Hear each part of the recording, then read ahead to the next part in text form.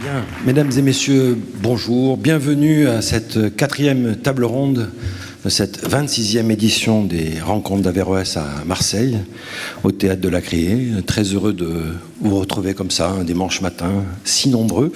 Vous avez tous, sans doute, entre vendredi, samedi et aujourd'hui, découvert ce magnifique journal Démocratie, qui est un journal qui est né d'une idée lors d'une conversation avec Roxana Nadim de l'Institut d'études politiques d'Aix-en-Provence, qui est responsable des affaires culturelles. On dit que ce serait quand même bien d'impliquer des jeunes journalistes en formation.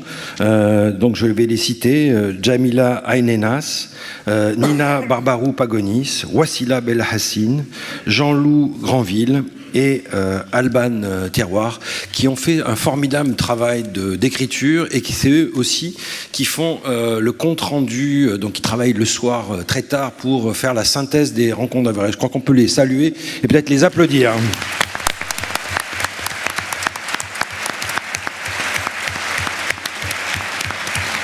Et c'est un travail qui est fait, bien sûr, en partenariat avec Zibline. Donc, je remercie beaucoup Agnès Frechel et toute son équipe d'avoir accompagné ce supplément, qui est un peu comme un supplément d'âme. Au fond, on parle de démocratie, mais qu'est-ce que c'est la démocratie sans la liberté de penser, la liberté de la presse et des jeunes journalistes formés et bien formés. Donc, après avoir questionné les origines de la démocratie lors de la première table ronde, d'essayer de mettre en perspective avec justement le débat Athènes-Rome jusqu'aux enjeux contemporains, et évidemment toujours dans l'aller-retour d'une rive à l'autre de la Méditerranée, après avoir essayé de réfléchir, après les 30 ans,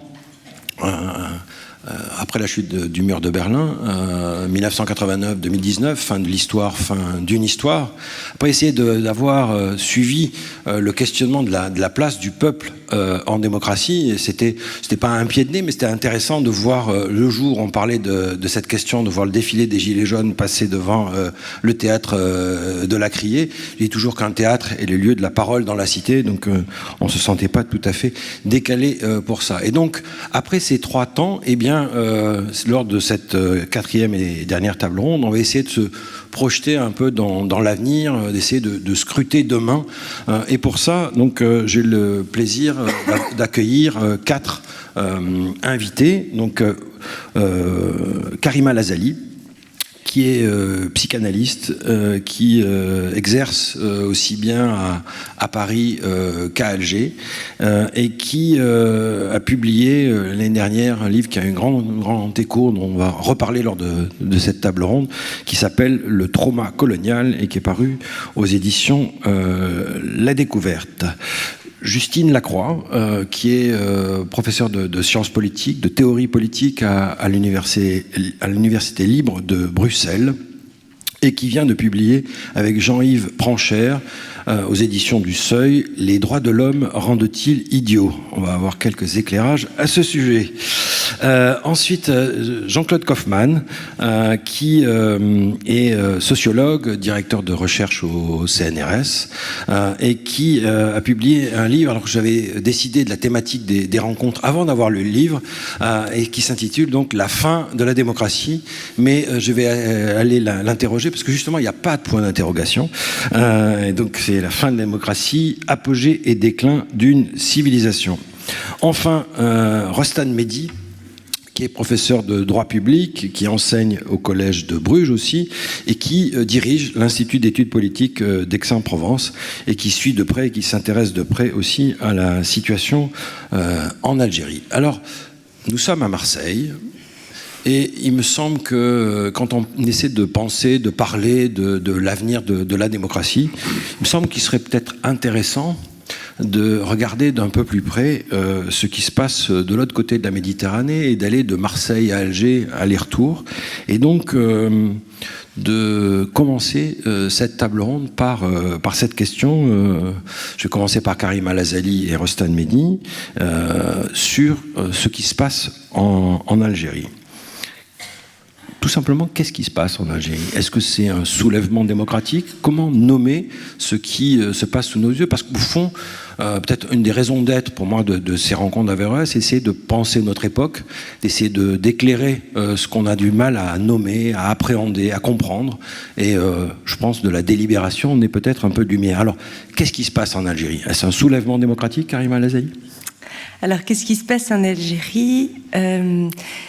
Il se passe quelque chose qu'on pourrait nommer une joyeuse déclaration d'existence. Joyeuse déclaration d'existence, c'est-à-dire tout à la fois naissance d'un individu qui devient citoyen, c'est-à-dire qu'il s'arrache sa citoyenneté en acte, et naissance d'une société civile, construction d'un collectif tel qu'il n'a jamais existé jusqu'à maintenant, puisque c'était un collectif tout à fait fragmenté. Et alors ces trois points-là sont majeurs.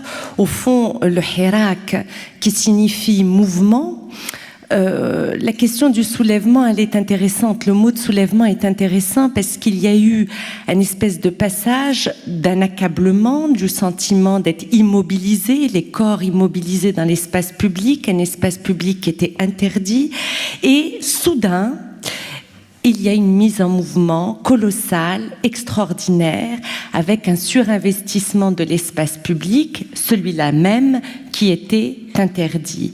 Et ce sont les manifestants qui fabriquent une scène de dialogue avec le politique comme ça n'a jamais existé. D'une certaine façon, ils inventent l'espace public. Ils le créent à travers justement ce mouvement-là. Exactement. Donc non seulement ils créent cet espace public, mais ils créent en acte ce qu'est une citoyenneté. Non pas celle qu'on attend de recevoir, puisqu'elle a été attendue pendant 60 ans, mais celle qu'on s'arrache par des actes. Non pas un discours préétabli sur ce qu'est la démocratie, pas du tout, on n'est pas du tout dans la démocratie comme mot vide ou comme projet exporté. On est dans une mise en acte démocratique, pas réfléchie, a priori, et pourtant il y a un tempo, il y a une surface collective qui fait que ça devient, les actes anticipent sur le discours et la pensée. Voilà. Elle n'est pas réfléchie, mais elle a l'air sacrément pensée. Donc, Rostan Mehdi, comment est-ce que vous voyez ce mouvement en Algérie? Est-ce que c'est un soulèvement démocratique? Qu'est-ce qui se joue à travers les échéances qui ont été balayées par ce mouvement, hein, notamment le cinquième mandat du président Bouteflika, avec un cadre qui a été perçu comme une humiliation, les échéances qui sont à venir, parce que là on parle de demain, la démocratie, il y a une élection présidentielle prévue le 12 décembre. Voilà. Comment est-ce que, de votre point de vue, qui avez suivi de près notamment le débat juridique constitutionnel en Algérie, comment est-ce que vous voyez ce qui est né, et est-ce que c'est pour vous aussi une joyeuse déclaration d'existence, pour parler comme Karima El Azaï? Alors, il y a beaucoup d'éléments dans votre question. Je reviendrai d'abord sur un mot qu'on entend souvent depuis quelque temps, c'est le mot révolution. Y a-t-il une révolution en cours? Alors, avant de parler de révolution, je parlerai d'intuition, c'est-à-dire que ce qui se passe en Algérie, c'est l'expression d'une intuition démocratique. Au fond, on porte un projet démocratique sans s'interroger sur le sens des concepts, et est-ce si important que cela? Après tout, je n'en suis pas sûr. Et on assiste à l'avènement d'une citoyenneté en quelque sorte par effraction. C'est-à-dire que voilà une société, en tout cas une partie de la société, qui s'empare en effet de l'espace public et qui entend de manière extrêmement sereine, extrêmement pacifique, faire sauter tous les verrous qui cadenassent la société, non seulement depuis 60 ans, mais en réalité depuis beaucoup plus longtemps, puisque les pratiques politiques sont de ce point de vue des pratiques d'une confondante continuité. Alors, les stimuli, ce qui fait que, au fond, cette population se manifeste et manifeste sur l'ensemble du territoire national. Il est important de le rappeler. Ça n'est pas la ville contre les campagnes. Effectivement, quand on lit les dépêches d'agences, semaine après semaine, on découvre le nom de villes qu'on avait parfois oubliées. Tarf, par exemple, est devenue une ville où l'on manifeste chaque semaine. C'est une petite wilaya, tout à fait modeste, mais qui... le mouvement est parti de Kharrata, qui est évidemment une petite ville, mais qui historiquement occupe dans l'imaginaire algérien une place tout à fait particulière. Donc c'est un mouvement qui a gagné l'ensemble du territoire et qui s'articule autour d'un certain nombre de revendications qui ont quelque chose d'universel. La justice sociale, la dignité, cette dignité répondant elle-même à l'indécence des pratiques politiques. Et ce que l'on dit de l'Algérie, on pourrait le dire de la même manière du Chili. J'ai été tout à fait édifié de lire cette formule du ministre des Transports chilien au moment du début du mouvement à Santiago. Il trouve que le ticket de métro à l'heure de pointe est trop cher, qu'il se lève plus tôt. Ils ont faim, donnons-leur de la brioche. Donc la dignité face à l'indécence des pratiques politiques et l'irresponsabilité des décideurs ou des décisionnaires. Et enfin, oui, une demande diffuse mais constante de démocratie. La démocratie devient un horizon d'attente. Avec ce qui est quand même très frappant quand on regarde de près, vendredi après vendredi, plus le mardi, puisque c'est le jour des étudiants, une espèce de calme et de détermination. C'est-à-dire qu'on sent, on a dit lors des précédentes tables rondes que finalement des leçons avaient été tirées de la violence, des révolutions arabes, de ce qui s'est passé notamment en Égypte, sans parler évidemment du désastre de la Syrie. Et là, je dirais, l'expérience de la décennie noire, de la guerre intérieure en Algérie, fait qu'on a l'impression qu'il y a une espèce de calme et de détermination qui a une portée bien au-delà de l'Algérie. C'est l'expression d'une intelligence collective tactique très impressionnante. Au fond, ces régimes n'attendent qu'une chose, c'est que la foule déborde. Notamment dans des sociétés qui ont tissé au fil du temps une relation familière avec la violence. Ce que les régimes attendent, à Alger ou ailleurs, c'est que la foule perde ses nerfs. Et je crois que cette détermination à ne pas perdre ses nerfs et rester maître de soi est un des éléments distinctifs des mouvements qui sont actuellement à l'œuvre en Algérie et sous d'autres cieux. Alors, Justine Lacroix, comment depuis Bruxelles, vous qui êtes plutôt attentive à ce qui se joue en Europe, c'est un peu votre domaine de spécialité, d'ailleurs avant de faire de la science politique, vous l'avez fait en acte, puisque vous avez travaillé, je crois, au cabinet de Jacques Delors, donc vous êtes une Européenne convaincue. Comment est-ce que vous voyez, je dirais, ce soulèvement démocratique, encore une fois, ou cette joyeuse déclaration d'existence, pour reprendre cette belle expression que vient de formuler Karima Lazali, comment est-ce que vous percevez, est-ce que ça vous paraît un moment significatif? Est-ce que ça peut avoir une percussion? Parce que on est dans le débat sur la démocratie, et sur l'avenir de la démocratie, travaillé par des passions collectives, et notamment celle de la peur. Et on a vu, notamment en France, des déclarations assez étonnantes de la peur à nouveau, je dirais, de l'invasion. Donc comment est-ce que vous, depuis Bruxelles, sans être du tout spécialiste de l'Algérie, mais enfin, c'est un pays qui compte dans les relations françaises et européennes, comment est-ce que vous percevez ce qui se joue actuellement en Algérie? Je poserai la même question à Jean-Claude Kaufmann. Merci beaucoup. Je vais répondre à votre question, mais juste un petit mot pour me remercier de votre invitation, puis vous dire, je suis à la fois intimidée et très heureuse de voir tout ce monde réuni un dimanche matin pour discuter de l'avenir de la démocratie. Je trouve que c'est un formidable démenti à ces complaintes sur l'individualisme contemporain, et c'est très, très réconfortant. Alors, sur l'Algérie, juste deux mots. Moi, bon, c'est pas un point de vue forcément de Bruxelles, parce que je lis beaucoup la presse française. La première chose qui m'étonne, c'est qu'on en parle si peu. En réalité, je veux dire, je suis étonnée quand je lis effectivement la presse française, par exemple, de tous ces articles qui se sont multipliés ces derniers temps, ces prises de position incessantes sur ces questions de mères voilées ou pas voilées dans les sorties scolaires, alors qu'il se passe quelque chose d'absolument fondamental en Algérie, et on en parle aussi peu, ça c'est un mystère pour moi, on aura peut-être l'occasion d'y revenir. Mais pour revenir, je voudrais rebondir sur cette... On va essayer d'éclaircir ce mystère tout à l'heure. Oui, je voudrais juste revenir sur cette magnifique formule de joyeuse déclaration d'existence. Bon, moi je fais aussi de la philosophie politique, et ça me fait penser à ces très beaux écrits d'un collègue malheureusement disparu il y a un an environ, Étienne Tassin, qui était un grand spécialiste d'Hannah Arendt, et qui disait, au fond, on parle beaucoup de la souveraineté du peuple, de la volonté du peuple, tout le monde prétend savoir ce que veut le peuple, mais le peuple se manifeste aussi, le peuple, disait-il, c'est le peuple ne veut pas. Il se manifeste parce qu'il ne veut pas. Et il réactivait cette dimension qui est essentielle dans la pensée d'Hannah Arendt, qui est celle de la désobéissance civile. Et c'est pour ça que je suis très attentive à ce que vient de dire mon voisin au sujet de cette force de résistance civile, non violente. Il y a là, je crois, effectivement, la manifestation d'une existence politique qui n'est pas liée à une identité, où la citoyenneté naît des actes posés en commun, et je crois qu'il y a des vraies leçons pour la philosophie politique. Alors Jean-Claude Kaufmann, je disais en commençant que vous avez finalement choisi pour titre la fin de la démocratie, et dans ce livre vous avez des propos assez raides sur ce que vous appelez la faillite des printemps arabes, qui indique que nous sommes entrés dans la phase du déclin de notre civilisation fondée sur les principes démocratiques.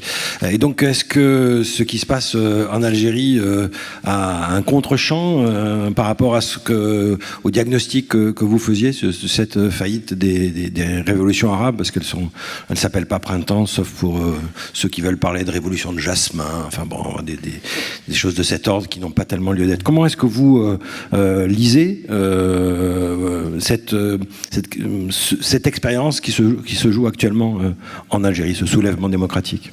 Alors là, je ne sais plus quoi dire, parce que j'ai plein de choses. J'ai écouté les 3 interventions magnifiques de mes collègues autour de la table, et j'avais préparé ma petite réponse qui était toute prête, et vous me mettez une question qui chamboule tout, je ne sais plus dans quel ordre. Alors faites comme... je vais faire, pour pas prendre une demi-heure, je vais faire très vite. Ça, c'est pas possible. La faillite des printemps arabes, la fin des printemps arabes, excepté, sans doute, on peut continuer à l'espérer en Tunisie.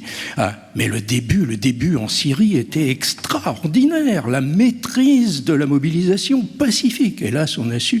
Et simplement, en un mot, si je dis cette faillite, pour moi, c'est parce que si ces révoltes avaient eu lieu il y a 20 ans ou il y a 30 ans, elles auraient pu déboucher. Mais nous sommes à un moment historique différent. Aujourd'hui, où il est en train de se passer des choses qui font que les révoltes démocratiques ont beaucoup de mal à aller à leur terme. C'est pour ça que je suis pessimiste, mais en même temps, je reste admiratif. Alors, c'est la formule de la soirée, hein, cette joyeuse déclaration d'existence, mais magnifique. Et c'est vrai qu'il faut qu'on en parle davantage. Il y a cette fraîcheur, cette passion, et en même temps, cette mobilisation pacifique qui dure, mais c'est complètement admirable. Et oui, là, on voit la détermination à l'œuvre, jour après jour, semaine après semaine. Et j'espère quand même pouvoir me tromper, ne pas être pessimiste, parce que le seul grain d'espoir que je mets, c'est la surprise qui peut venir de la révolte des peuples. La révolte des peuples, c'est pas simplement la colère, c'est aussi l'inventivité. Et là, il peut se passer des choses. Le problème, c'est qu'on a du mal à les imaginer. Les intellectuels ne peuvent pas décrire à l'avance quel est le programme politique de demain. Ce sont les peuples, dans leur inventivité, qui font le faire. Et là, il est en train de se passer quelque chose. Alors, simplement un mot, puis je ne veux pas être trop long, sur, du point de vue de la démocratie, qu'est-ce qui se passe en Algérie aujourd'hui? Alors là, c'est encore très, très compliqué, parce que il faut qu'on se mette d'accord sur qu'est-ce que c'est que la démocratie. Alors là, j'ai 30 secondes, si je comprends bien. Ce sera pour tout à l'heure. On va rester sur l'Algérie pour l'instant. Mais j'en dis un petit mot, parce que ça dépend si on la définit comme un système politique ou comme un processus historique. Et c'est pas du tout la même chose. Comme un système politique, on va dire que l'Algérie par rapport à la France, par exemple, elle a une histoire différente, enfin France et Algérie, on est bien placé pour le savoir, et un cadre institutionnel différent. Du point de vue du processus historique, c'est la même chose, c'est-à-dire qu'on est contemporain, on se pose les mêmes questions, et de la même manière, qu'est-ce que c'est le processus historique? C'est une rupture de société qui a commencé depuis un petit demi-siècle. Nous sommes rentrés dans un processus nouveau d'une société qui essaie de partir des individus. Ça ne veut pas dire du tout forcément individualisme, égoïsme, narcissisme. Ça veut dire une hyper-démocratie où chacun invente sa vie, définit sa propre vérité, sa morale, son avenir, son identité. S'il y a des crises d'identité, c'est parce que chacun essaie de définir et construire son identité. C'est ça, ce processus extraordinaire qui est en train de tout bouleverser, notamment les systèmes politiques. Le rejet du système, ça vient de ce processus de fond. Et là, on est contemporain et en plus, on a beaucoup de choses à apprendre parce que si on compare un petit peu avec les pauvres gilets jaunes, il y avait une énergie, une beauté de la révolte, mais qui ne trouve pas sa parole, qui n'arrive pas à dire quelque chose. Et on le voit encore hier, c'est un petit peu dramatique par rapport à la joyeuse déclaration d'existence de l'Algérie. Alors, à propos de justement pour faire cet aller-retour entre les deux rives de la Méditerranée, c'est un peu le sens de ces rencontres d'Averroès et de cette inventivité des peuples. Cette inventivité, elle se trouve aussi dans la langue, dans les slogans, dans l'humour qui est décapant, etc. Et il y a eu plein de choses sur ces slogans, mais je vais revenir vers vous, Karima El Azali, parce que sur le déni colonial, le trauma colonial, etc. Et j'ai trouvé cette formule, je voudrais que vous réagissiez à partir de là, ce formidable humour. On a presque l'impression que ça vient des tontons flingueurs. Donc il a écrit ça dans une pancarte qui s'adresse d'ailleurs à la France. Même si le coq gaulois fait l'autruche, les Algériens ne sont pas des canards sauvages. Alors comment est-ce que vous lisez, est-ce que le coq gaulois fait l'autruche? Et plus largement, à partir de cette formule, je trouve jubilatoire, là aussi ça fait partie de cette joyeuse déclaration d'existence, comment est-ce que vous voyez, vous qui avez scruté en profondeur ce trauma colonial français, algérien, etc., comment est-ce que vous voyez ça par rapport à ce qu'on peut appeler ce soulèvement démocratique, en ce moment d'inventivité dont on voit qui s'expérimente chaque semaine dans les rues d'Algérie? Karima El Azali. Merci. Alors oui, il y a un travail d'invention qui est absolument extraordinaire et surtout inattendu. En fait, ce qui est très intéressant dans ce moment démocratique, je pense que c'est pertinent de parler de moment démocratique à partir de cette mise en acte de la citoyenneté. Ce qui est très pertinent, c'est l'invention d'un nouveau langage, avec un humour mais vraiment extraordinaire, qui est très inattendu. Il y avait de l'humour dans la société algérienne, mais il y a quelque chose de l'ordre de l'inattendu, de l'ordre de l'imprévisible, qui finalement est très porteur pour tout le monde. Et on peut même se demander si l'inattendu n'est pas ce qui fait la fragilité des puissants. Voilà, ça c'est vraiment un point très important. Oui, parce qu'ils savent plus sur quel pied danser, mais finalement. Oui, et en effet, le pacifisme, il ne faut pas se tromper, le pacifisme, c'est pour désarmer les militaires. C'est une arme, le pacifisme. Alors, comment une société en est arrivée à utiliser le pacifisme comme une arme? C'est parce qu'en Algérie, il y a en effet une longue histoire de violence qui, on peut dire, elle a commencé dès les années 1830, au fond, bientôt 2 siècles, où l'Algérie a été traversée par des épisodes de terreur et de violence sanglants. Et il y a un moment, alors ce qui est impressionnant, c'est la question du tempo. Comment des individus tout à coup, soudainement, prennent la décision du pacifisme et tout à coup, ça devient collectif. Voilà, cette rencontre entre l'individu et le collectif. Oui, non, mais c'est ce que vous pointez aussi, c'est les jeunes générations. C'est la capacité d'une génération qui en tire une autre. Ah ben, il y a un slogan qui dit « Nous sommes une génération qui vous connaissons bien, mais vous ne nous connaissez pas ». C'est quand même aussi très intéressant. Mais vous voyez que là, il y a une scène d'interlocution qui n'a jamais existé auparavant. Sur la question de l'autruche, je serai brève, mais ça rejoint ce que vous disiez, Justine. Ce qui est quand même intéressant de réaliser, c'est que le Hirak se passe le vendredi. Vendredi est un jour de prière. C'était quasiment un jour sacré, jour chômé, jour de prière. Il est devenu vendredir. Le néologisme a été fabriqué par le Hirak. Vendredir signifie jour du dire. C'est-à-dire qu'on ne s'adresse plus à Dieu, mais on s'adresse c'est le rendez-vous du dire politique.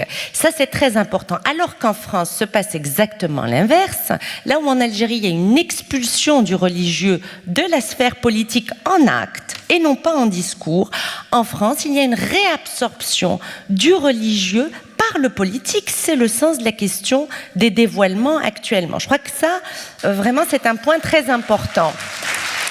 Oui, donc il y a une sorte d'effet miroir, de chassé-croisé de cet ordre. Parce que quand même, le silence, il est massif. Enfin, on parle plus de Hong Kong que d'Alger. C'est quand même insensé de ce qui se passe là. Et qui, voilà, on sait bien, je crois que Benjamin Stora avait établi qu'il y avait entre 15-20 millions de Français qui avaient quelque chose à voir avec l'Algérie, à travers les multiples éléments de l'histoire qui ont...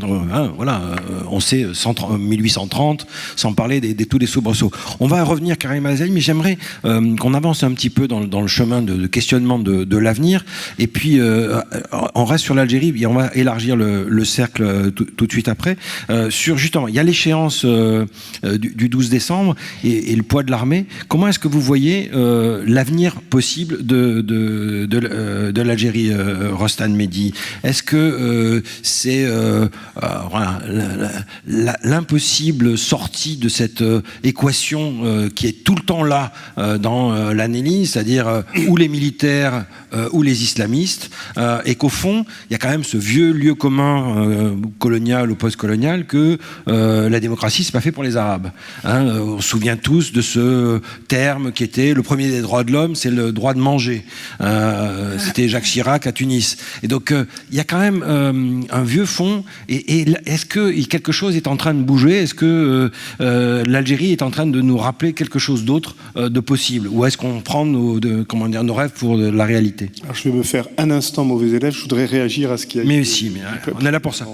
J'ai le sentiment, quand j'observe les mouvements sociaux qui sont à l'œuvre au nord et au sud, que le nord et le sud, la France et l'Algérie, sont dans une espèce de gémellité hideuse. C'est-à-dire qu'on se tend des miroirs qui laissent avoir un certain nombre de ressemblances, mouvements sociaux. Alors, vous parliez des gilets jaunes, que vous qualifiez de pauvres gilets jaunes tout à l'heure. Au sud, ce mouvement massif, mais ce sont des mouvements qui divergent dans leur pratique de manière tout à fait évidente, puisque au sud, on fait le choix d'un pacifisme inébranlable. Au nord, on peine à ne pas verser systématiquement dans la violence. Donc cet effet de miroir inversé est assez intéressant. Sur la rupture du lien entre l'expulsion du religieux de la scène publique en Algérie, c'est aussi la dénonciation, au sens juridique du terme, la dénonciation du pacte secret passé entre le pouvoir politique et les islamistes. Le pouvoir politique ayant choisi, de manière tout à fait consciente, de sous-traiter le contrôle de la société aux islamistes. Il y a une sorte de répartition des rôles qui, aujourd'hui, est remise en cause de manière tout à fait évidente. Alors maintenant, le 12 décembre. L'après 12 décembre. L'après 12 décembre, je n'ai aucun talent divinatoire, je ne sais pas du tout que vous dire sur ce point. Je ne peux simplement qu'exprimer mes doutes, mes craintes, c'est-à-dire qu'on a d'un côté un mouvement révolutionnaire qui porte une révolution qui sera inaboutie tant qu'elle ne sera pas portée elle-même par une force politique capable de canaliser la colère, de canaliser cette force et de la catalyser. De l'autre, les tenants d'un pouvoir militaire. Oui, alors pas que, et sans doute que l'armée elle-même est une institution traversée par d'innombrables lignes de fracture, mais un pouvoir dont, en tout cas, la figuration est militaire, qui reste tout aussi inébranlable dans sa conviction qu'on ne pourra sortir de cette crise. Alors, sortir de cette crise ou se pérenniser, c'est une autre question. En tout cas, on ne pourra sortir de cette situation et de ce moment qu'à la faveur d'élections. Mais ce à quoi on s'expose, c'est que la personne qui sera élue, parce que j'ai la conviction que l'élection se tiendra bien le 12 décembre, sera une personne dont la légitimité tout court, même pas démocratique, dont la légitimité tiendra à quelques pourcents forte participation. Alors ça fait penser à un magnifique livre qui est d'ailleurs sur la table des libraires dans le hall de la Criée, qui est un livre de José Saramago, prix Nobel de littérature, et ce livre s'appelle La lucidité. Et c'est un livre assez extraordinaire parce que il analyse, comme ça, c'est une sorte d'utopie, le fait qu'il y a une élection et puis 83% des électeurs votent blanc. Alors là, panique à bord. Donc c'est peut-être quelque chose de cet ordre. Il n'y a aucune rupture par rapport aux pratiques précédentes. C'est-à-dire que c'est un pays, comme beaucoup d'autres pays du tiers-monde, pardonnez-moi, dans lequel on a surévalué la forme, où on a cette conviction que la démocratie, c'est d'abord une question de forme et de procédure. C'est une question de procédure, mais ça n'est pas qu'une question de procédure. Et ça donne évidemment lieu à une survalorisation du juridisme. Donc on se dit, on organise des élections, ces élections seront nécessairement source de dénouement. Bien, alors au-delà des élections, j'aimerais à partir de l'Algérie, il me semblait important qu'on se penche d'un peu plus près sur la situation algérienne, pour interroger les avenirs possibles de la démocratie entre Europe et Méditerranée. Je voudrais, Justine Lacroix, qu'on regarde un peu effectivement ce qui se passe en Europe. Et il y a une notion qui vous est chère, si je puis dire, qui est très utilisée, on parle de démocratie illibérale. Je crois que c'est votre cher Viktor Orban, qui aime beaucoup Marseille, semble-t-il, qui parle de cette notion-là. Donc, à partir de cette catégorie de démocratie illibérale, comment vous voyez ce qui est en train d'advenir en Europe avec cette montée de la peur, d'ailleurs assez couplée avec immigration islam? Comment est-ce que vous voyez ce qui est en train d'advenir dans les formes politiques européennes, où on est très loin de l'espoir, de l'horizon d'attente l'après la chute du mur de Berlin? Justine Lacroix. Merci.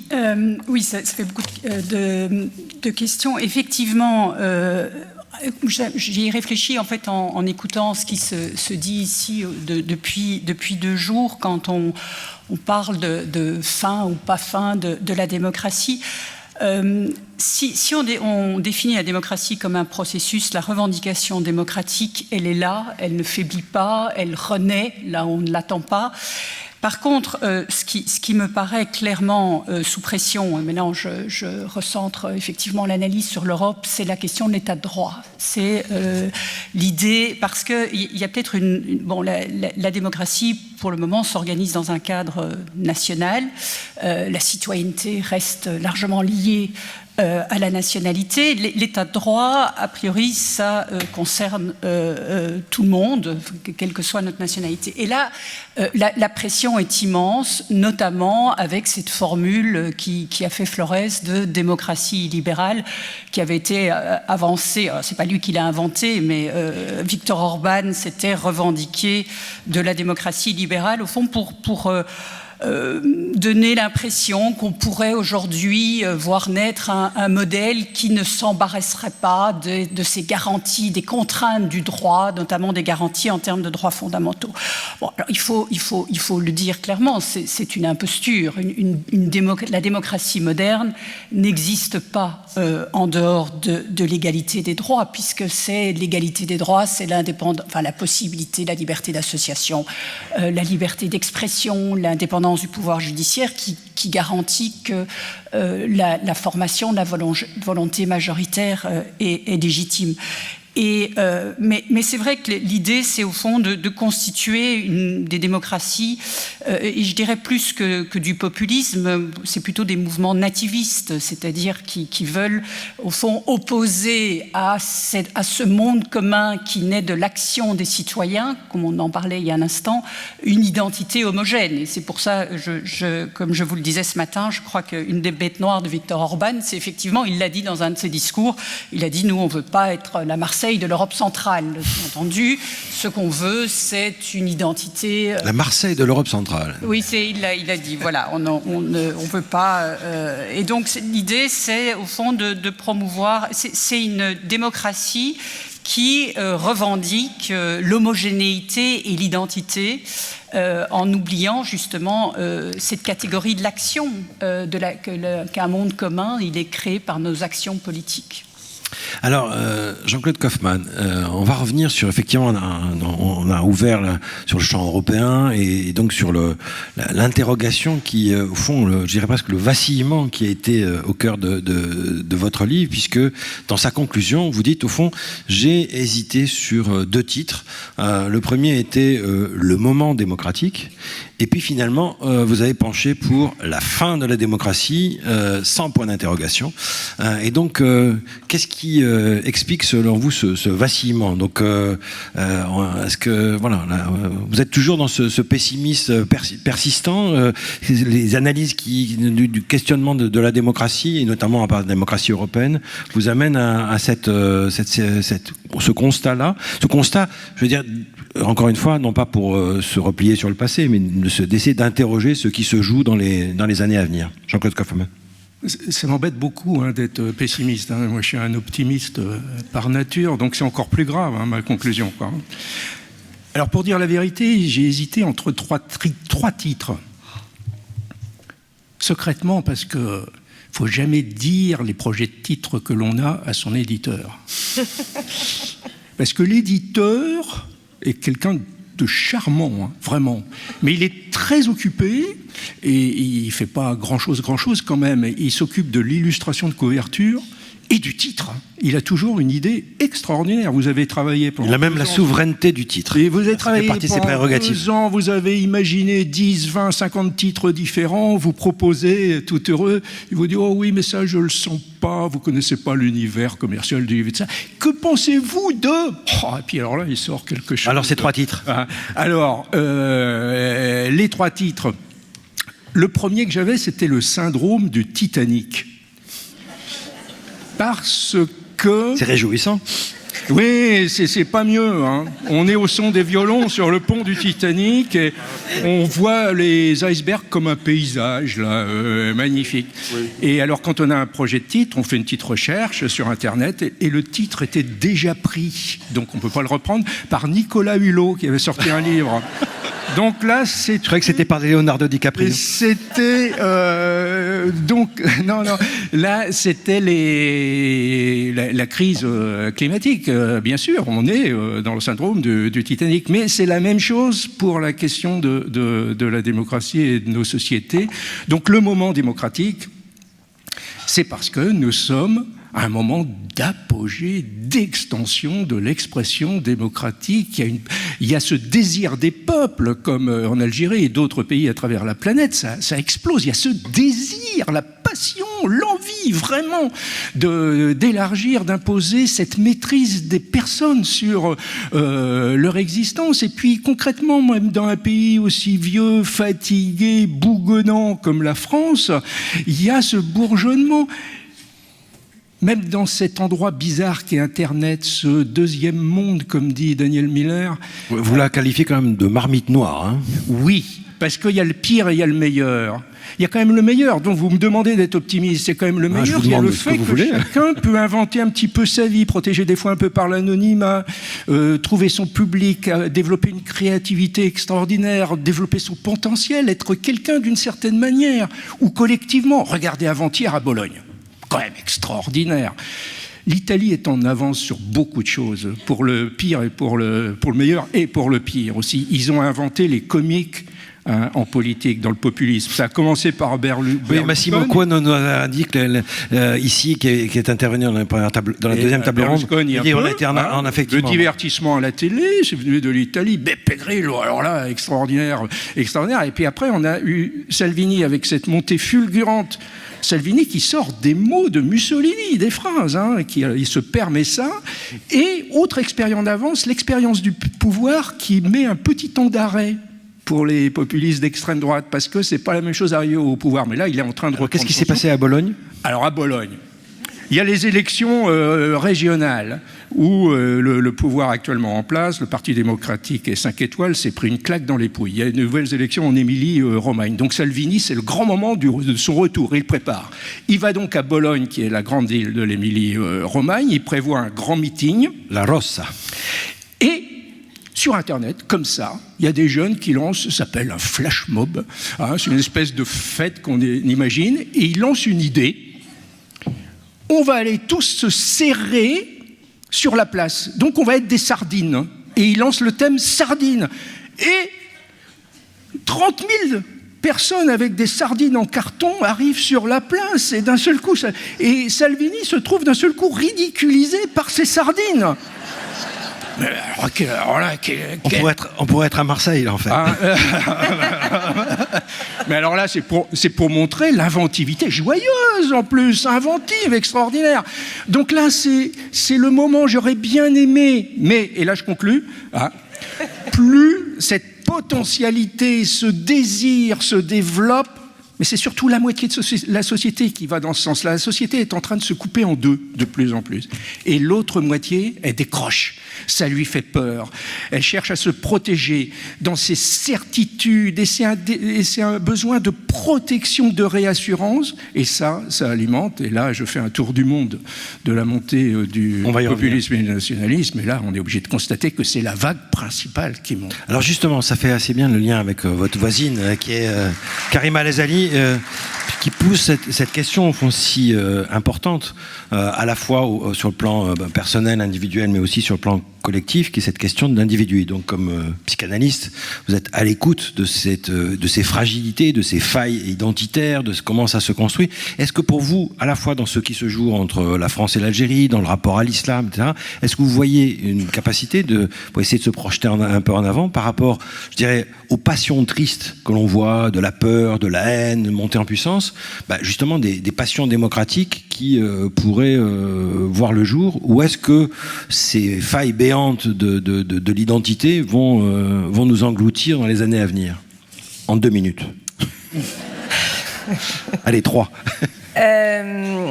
Quand même, on n'en a pas terminé. C'est-à-dire, la question que vous posez là est vraiment en lien avec la question du silence sur Absolument. ce qui se passe en Algérie. Et je crois que on n'a pas terminé, finalement, d'examiner ce que raconte ce silence français sur l'Algérie. Peut-être un des éléments, c'est que l'Algérie reste dans les pratiques, dans les imaginaires, dans les discours, le nom d'une offense historique pour la France. Je crois que voilà, je crois qu'on peut le dire comme ça. Offense qui a longtemps été pratiquée durant la colonisation sur l'indigène et qui finalement, au moment de l'indépendance, est revenue se répandre sur le politique français et c'est-à-dire aussi sur les subjectivités. Je vais vous donner un exemple extrêmement simple. Tous les discours, les mots que nous employons encore aujourd'hui sont en relation avec cette histoire coloniale, le mot d'intégration, les discours, les débats sur l'incompatibilité de l'islam et de la République datent de l'époque coloniale. Et il y a encore pas très longtemps... Les Français musulmans? Les Français musulmans, tout à fait. Deuxième collège. Exactement. Et il y a encore pas très longtemps, il y a quelques mois, écoutant une radio très prestigieuse, que j'aime beaucoup, avec un journaliste très rigoureux, il parlait du Hirak et il dit les événements d'Algérie. Oh. Alors peut-être pour ceux qui ne savent pas... C'est très intéressant. Qu'est-ce que ça évoque? Les événements d'Algérie, c'était la guerre de libération. C'est la façon dont on ne nommait pas la guerre. Oui, exactement. C'était le silence sur la guerre. Ce que je veux dire par là, c'est qu'en chacun d'entre nous, dans les deux sociétés, il y a des impensés absolument terribles, sourds, qui travaillent nos subjectivités et pour lesquels aucun travail collectif n'a commencé. Je crois que, voilà, on peut le dire un peu comme ça.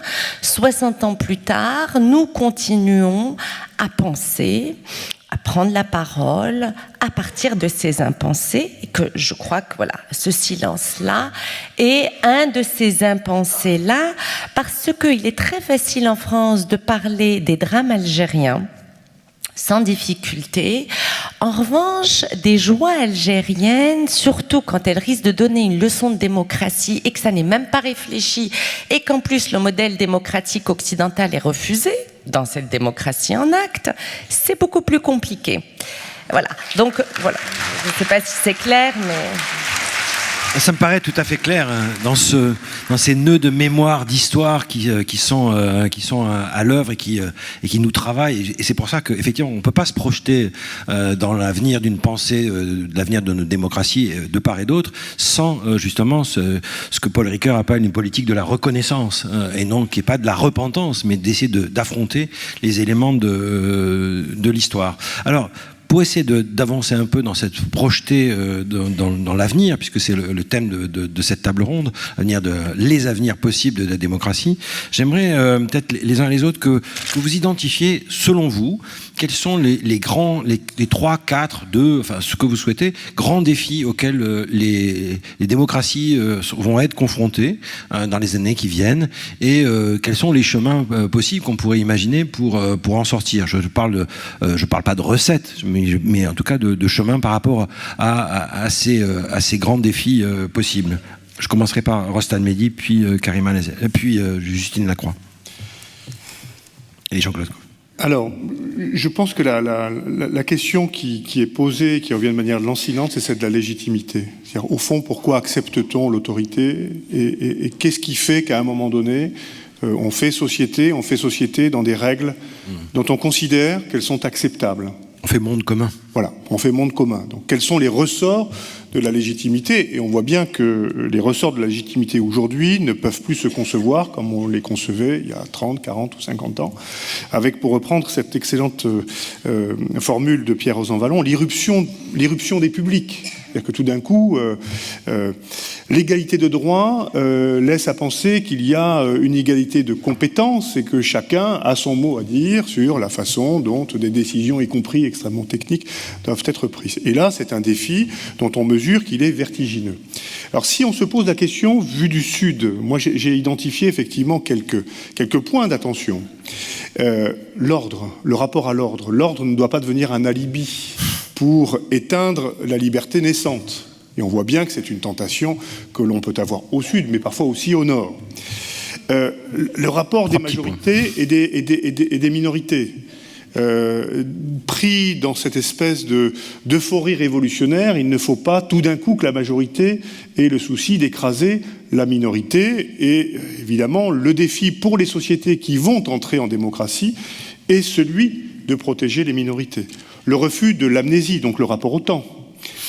L'amnésie, l'amnistie, et je pense, pour ma part, même si le terme peut paraître étrange, je pense pour ma part préférable à la grâce, à l'amnésie et à l'amnistie, puisque l'amnistie, on oublie, ça n'a pas existé, la grâce, on sait que ça a existé, mais on décide, au fond, de pardonner. Et ça doit nous amener peut-être à réfléchir aussi aux éléments de justice transitionnelle que l'on pourrait mobiliser. Enfin, et j'en terminerai, les exigences du développement économique, de la prospérité. Tout à l'heure, vous rappeliez que Jacques Chirac avait dit « oui, mais le premier des droits, c'est d'avoir le ventre plein ». Nombre des régimes qui aujourd'hui sont secoués ont quand même accompli cet exploit extraordinaire de n'avoir pas apporté la liberté à des gens qui ont toujours le ventre vide. Donc voilà, je pense que... Quel succès! Quel succès! Voilà, et les risques du despotisme, mais enfin celles-ci, on le sait, elles sont innombrables, et l'imagination des despotes connaît quelques limites, mais elle reste assez vigoureuse. L'imagination des peuples est peut-être plus forte. Je le crois. Alors Justine Lacroix, vous qui avez beaucoup réfléchi sur cette question des droits de l'homme, jusqu'à vous interroger si les droits de l'homme rendent-ils idiots. On connaît ce texte important et en même temps très critiquable de Marcel Gaucher, les droits de l'homme ne sont pas une politique. Or, on voit bien que quand même dans le processus international, par exemple les accords d'Helsinki, en Europe, par rapport à l'Union soviétique, la troisième corbeille, l'appui sur les droits de l'homme, a été un élément de transformation absolument important, et qu'aujourd'hui, ça a l'air d'être... Voilà, il y a cette espèce de formule à l'emporte-pièce, de droit de l'homisme. Donc, parmi les défis que vous voyez dans l'avenir, peut-être on peut partir de là, et pour étendre, selon vous, qui se joue par rapport aux avenirs possibles des démocraties. Justine Lacroix. Merci. Alors, bon, il y a beaucoup de défis. Je vais peut-être en prendre un ou deux, si j'en comprends. Oui, bien sûr. Je crois qu'il y a un premier thème. On a beaucoup parlé, effectivement, vous l'avez dit, c'était aussi le thème des rencontres, de penser la démocratie entre les deux rives de la Méditerranée. aussi penser ce qui s'est passé dans la Méditerranée et ce que ça a fait à notre idée démocratique. Parce que je crois qu'un coup peut-être mortel a été porté quand même à l'aventure européenne dans notre incapacité, si vous voulez, à répondre d'une façon conforme aux principes proclamé par ailleurs par l'Union européenne à la question migratoire. Et donc je pense vraiment que je suis assez convaincue que sur cette question migratoire, se jouera ou non... il y a une faillite qui s'est manifestée. Là, il y a quand même eu une faillite collective dans la mesure où l'Union européenne se voulait fonder sur les principes de respect de la personne humaine et avait cette ambition cosmopolite qui a quand même été très très mise à mal par notre incapacité et les accords indignes qui ont été conclus avec un certain nombre d'États pour vider progressivement le droit d'asile de son sens. Et donc là, je pense que c'est un premier enjeu essentiel de savoir comment nous allons affronter cette question. La deuxième question, c'est évidemment la question écologique. Paraît de savoir comment articuler justice sociale et écologie, et si nous ne parvenons pas à combiner les deux, si on prend des mesures qui sont ressenties comme injustes par une partie de la population, nous n'y arriverons pas.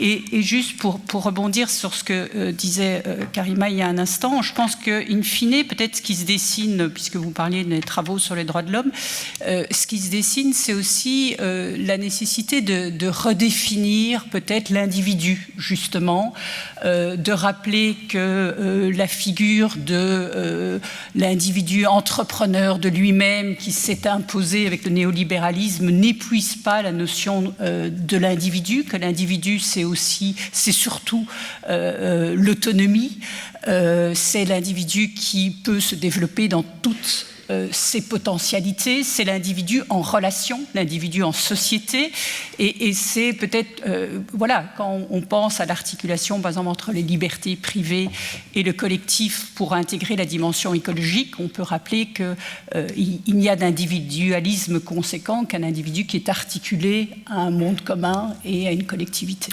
Merci Justine Lacroix. Je pense que ça fait un lien assez direct avec le questionnement de Jean-Claude Kaufmann, puisque vous avez, comme sociologue, beaucoup travaillé sur cette question de l'individu, de ses droits, de ses désirs, et que c'est une des questions qui traverse tout ce livre sur la fin de la démocratie, entre le droit à, un peu une espèce de selfisation qui se met en place, de narcissisme, et donc en même temps qui crée une sorte de fragilité, pour ne pas dire de dimension friable, de dimension de la démocratie. Et peut-être votre inquiétude, ou si ce n'est votre pessimisme, ils viennent aussi de cette question-là et qui peut-être s'exprime dans les questions identitaires. Je crois que c'est important par rapport à l'avenir de la démocratie Oui, mais alors, pour ne pas conclure sur un aspect trop pessimiste... Non, on n'a pas encore le temps de conclure. J'essaie de trouver quelque chose, et oui.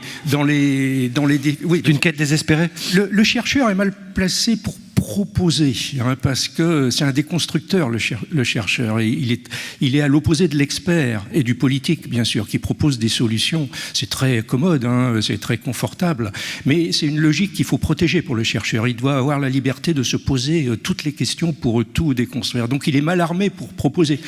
À l'issue du livre, je dis quand même que j'ai beaucoup réfléchi pour essayer de trouver quelques pistes de début de solution à ce piège dans lequel nous sommes enfermés, et que je n'ai rien trouvé.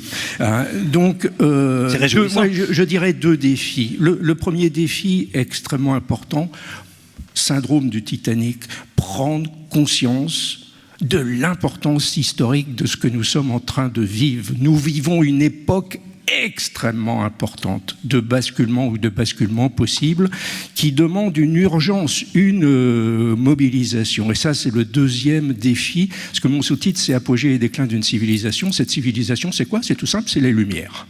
C'est la civilisation qui a été fondée sur la raison. Les philosophes de Lumière, ils avaient mis un R majuscule. La raison, c'était une époque, c'était une conception divine de la raison. C'était la lumière de toute chose, avec une conception assez positiviste. Les encyclopédistes pensaient qu'on pourrait accumuler comme des briques pour construire le mur du savoir et que tout serait dans l'encyclopédie. Mais depuis, on a découvert que l'avancée de la pensée scientifique, elle est critique et relative.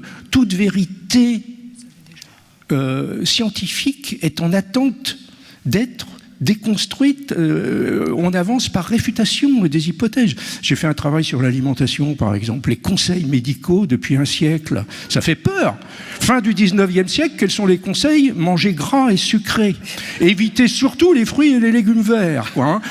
Et c'était logique à l'époque, on ne connaissait pas encore les effets néfastes de la graisse et du sucre, et c'était une époque qui était menacée par la famine et le rachitisme, donc c'était logique à l'époque. Mais là, on rit d'eux, mais dans un siècle, on rira sérieusement des conseils d'aujourd'hui. Donc, de le résultat, et les gens d'aujourd'hui qui se posent des questions sur l'alimentation, ils n'ont pas les réponses, donc ils sont obligés de... Chacun construit ses bulles de certitude.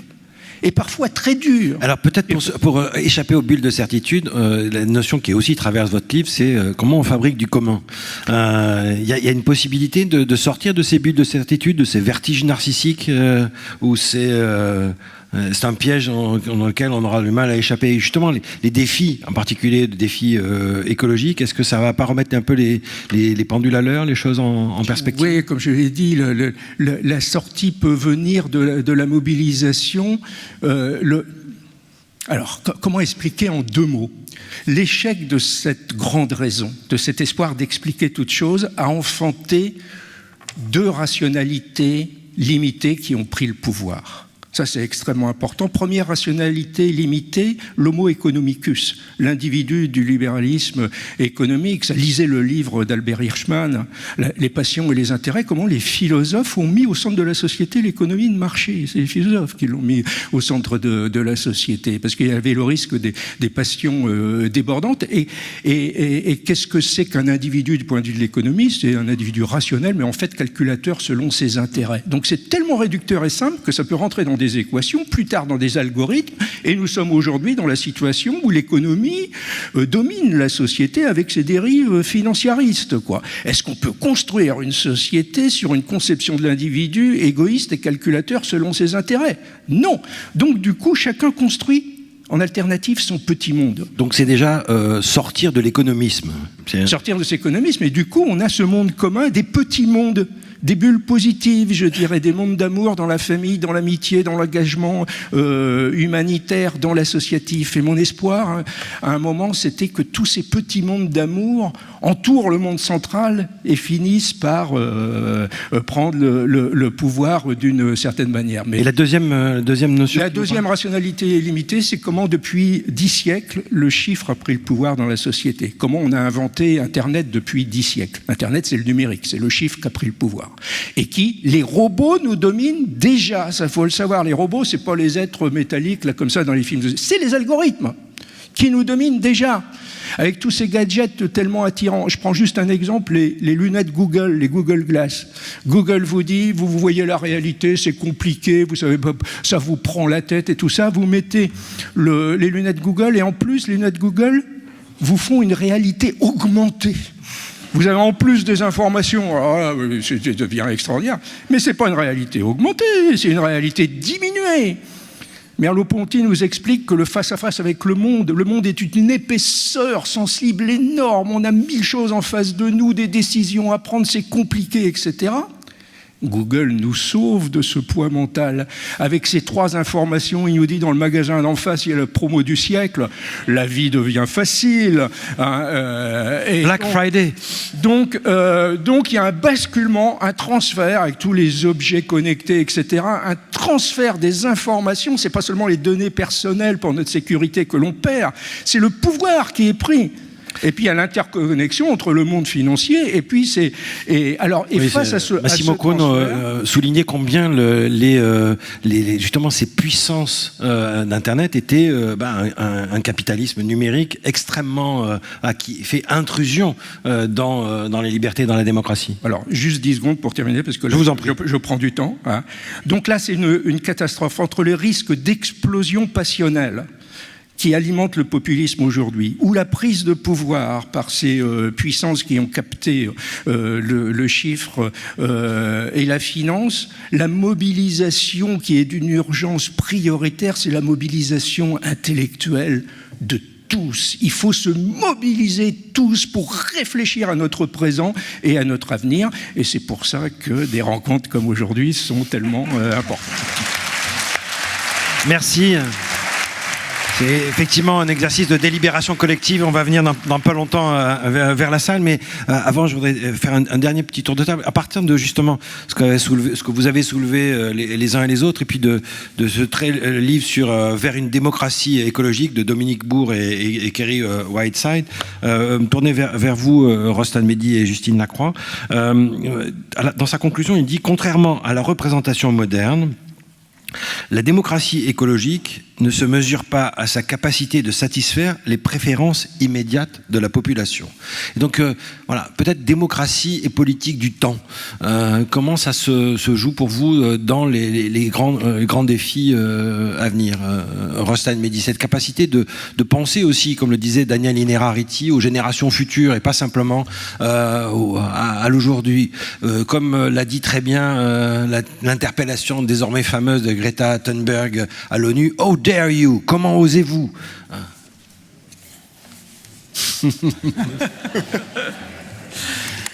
Oui, mais je pourrais juste simplement rebondir en disant, effectivement, il y a toujours dans la politique quand même aussi une dimension qui est parfois perdue, me semble-t-il, aujourd'hui, c'est la question de la pédagogie. Alors, ce n'est pas une pédagogie entendue dans un sens asymétrique forcément, mais je trouve que de la part peut-être des dirigeants, aujourd'hui, on a perdu en raison de cette accélération du temps, de cette nécessité de résultats immédiats, ou parce qu'on a l'œil sans cesse sur la prochaine élection, c'est cette notion de ce travail intellectuel, cette intelligence collective, de susciter au fond cette sorte d'intelligence collective qui permet de voir au fond, les mesures qu'on adopte, de voir à long terme et de dire parfois d'éviter la politique de l'opinion. Et ça vaut aussi bien sur la question de la migration. Aujourd'hui, je regrette de dire, mais on est plus dans une politique de l'opinion que dans une politique des faits.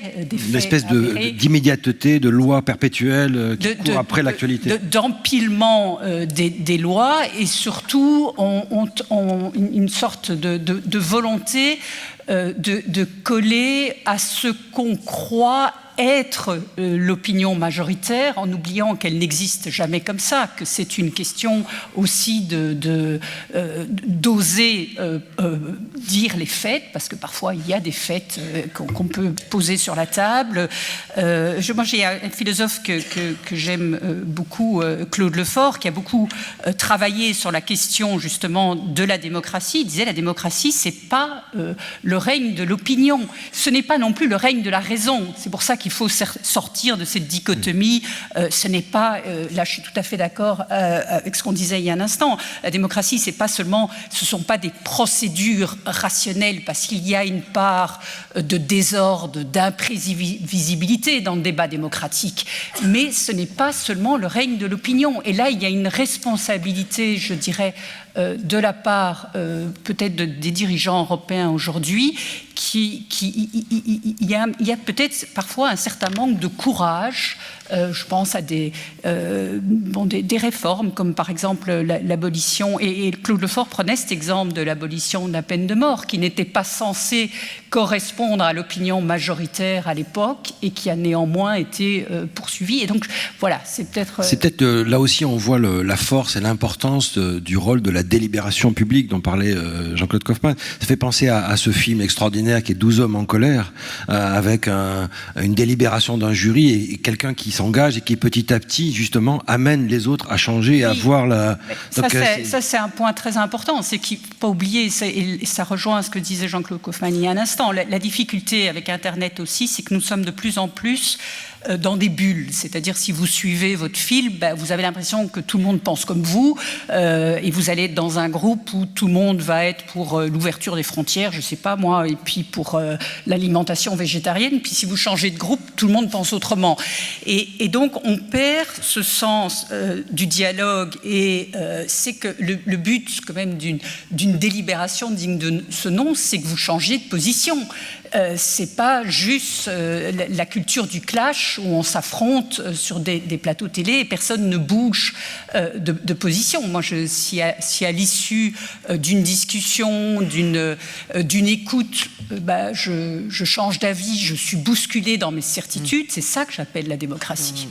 Alors cette expérience-là, je veux venir pour terminer le tour de table et revenir de là où on est parti, c'est-à-dire de l'Algérie, du Maghreb, de l'autre rive de la Méditerranée. Je voudrais l'un et l'autre, Rostan Mehdi et puis Karim Al-Azali, vous réagissiez sur cette phrase qui vient de Yad Ben Achour. Il dit la démocratisation des sociétés arabes est une tendance lourde de l'évolution politique et non pas un incident de l'histoire sans lendemain. Comment est-ce que vous voyez cette perspective? Est-ce qu'on est dans peut-être une nouvelle perspective, une nouvelle ère? Est-ce que finalement, on parlait de 1989, 2019 pour la chute du mur de Berlin, mais il y a un autre événement 10 ans avant, considérable, et une année considérable, qui est celle de 1979, à bien des titres, et qui était la révolution islamique. Est-ce qu'on n'est pas sorti de ce temps où le prisme islamique était prépondérant, dominant, le seul voilà. Est-ce que de cet horizon démocratique, ou est-ce que là aussi, mon inlassable espérance fait que je reprends cette perspective comme une possibilité? Mais j'ai pas l'air d'être tout seul. Rostan Mehdi, puis Karim Azali. Je voudrais une fois encore réagir à ce que j'ai entendu. Je pense que la démocratie, c'est un régime radicalement raisonnable et nuancé. C'est-à-dire qu'au fond, on doit pouvoir s'entendre au terme de débats qui eux-mêmes peuvent être très véhéments. Mais simplement on intègre les exigences d'une éthique de la délibération et d'une délibération bienveillante. Au fond, ce que l'on recherche, c'est la bonne décision. Pour en revenir à la question que vous nous posez à l'instant, est-ce que c'est une tendance lourde ou pas? En tout cas, c'est une tendance lourdement contrariée. Ça, c'est le premier point. C'est-à-dire que la Tunisie, de ce point de vue, tranche par rapport à d'autres expériences qui ont tourné court. Pour autant, le processus n'est pas nécessairement condamné. Et d'une certaine façon, je pense que la crise de référence, si on raisonne par rapport à l'Algérie, n'est sans doute pas, ou les crises de référence ne sont sans doute pas les printemps arabes. Ce à quoi on assiste me fait beaucoup plus penser aux révolutions qui se sont déployés en Europe centrale et orientale au moment où il a fallu faire tomber les régimes communistes finissants. Je trouve que la détermination de la population d'Algérie est une détermination qui fait d'abord penser à la révolution de velours, beaucoup plus qu'aux printemps arabes. Sans doute parce que la situation à traiter n'est pas celle qui a dû être traitée en Tunisie, où il fallait faire tomber un satrape oriental avec tous les travers qu'on lui connaissait, qu'on leur connaît. On dirait que c'est un système. Ce système, on doit l'ébranler dans toute la pesanteur qui le caractérise. Et je pense... Vous paraît comparable au système soviétique d'une certaine façon. À bien des égards. Maintenant, les processus démocratiques sont des processus longs et lents. Et nul ici ne peut gager de la façon dont les choses se termineront. Mais moi, je suis plutôt porté par un optimisme tout à fait fondamental sur le moyen et le long terme. Ce qui m'inquiète, c'est le court terme, c'est comment nous allons négocier ce visage. Mais je suis convaincu qu'il y a... j'utiliserai une expression qui elle-même est sujette à caution, mais on est dans le sens de l'histoire. Je pense que le sens de l'histoire dans cette région du monde, c'est effectivement la démocratisation, avant qu'on ne puisse se payer peut-être le luxe de démocratie illibérale, mais ça c'est une autre histoire. Donc d'un horizon possible de la démocratie. Alors c'est vrai que quand on regarde Karim Al-Azadi, ce qui est exactement sous nos yeux en ce moment, ce qui se passe au Liban, et avec d'ailleurs un rôle prépondérant joué par les femmes. Ce qui s'est passé au Soudan, là aussi avec un engagement de la démocratie au féminin, j'aimerais aussi qu'on parle évidemment de cette dimension-là, de ce qui se passe en Irak, qui est absolument considérable. Et donc, comment est-ce que vous regardez ça comme chemin en cours, puisqu'on disait que c'est pas simplement un phénomène de raison, mais aussi qu'il y a des passions. Comment est-ce que vous regardez ça à partir de votre questionnement, du questionnement qui est le vôtre, Karim Al-Azadi. Puis après, on donnera la parole tout de suite à la salle. Alors, pour parler de manière brève, qu'est-ce que c'est que la démocratie ? Il y a toujours le risque de faire de la démocratie une espèce d'absolu. De mon champ, qu'est-ce qui justifie qu'un psychanalyste parle de démocratie ? Au fond, c'est assez simple. C'est qu'il est très difficile d'être sujet sans être citoyen. Voilà, c'est à ce titre-là que je peux parler de démocratie. Mais pourquoi je vous parle de ce risque permanent de faire de la démocratie un absolu ? Ce que nous dit le Hirak en Algérie, ce mouvement, c'est qu'il y a dans l'usage de la démocratie une part idéologique très problématique dans ses racines coloniales. Et que je crois que c'est véritablement à entendre. Vous parliez des disparus en mer, il y a quand même des raisons qui ont déclenché ce Hirak, dont des disparus en mer en janvier, où là, il y a une jeunesse qui s'est insurgée en disant « Nous ne pouvons pas accepter ça, nous avons peut-être le pouvoir d'agir ». C'est-à-dire que le pouvoir d'agir ne vient pas du haut, terme qui était utilisé, mais il est là à la portée de chacun. Mais il s'agit de se l'arracher en quelque sorte. C'est le pouvoir de chacun, mais il y a aussi un slogan qui est extrêmement puissant qui est né, c'est « le peuple veut ». Sha'b yurid. Sha'b yurid, oui, Sha'b yurid, mais il y a la question du désir. Sha'b yurid, c'est-à-dire que nous sommes vivants. Alors, cette force de vie qui se déploie dans le Hirak, elle a émergé à partir des disparus en mer, où là une jeunesse se dit « ce n'est pas possible », mais elle a émergé également à partir du moment où on a vu un chef d'État qui finalement portait le mourir, la dégradation, avec une jeunesse qui dit « je ne peux pas accepter d'être représentée par cela ». Et cette rencontre des mourir et de la disparition a réveillé ces forces vives qui se sont emparées de l'espace public. Et quelque chose s'ouvre. Merci pour ce premier tour. Donc, Justine Lacroix, Karim Al-Azadi, Jean-Claude Kaufmann, Rostan Mehdi.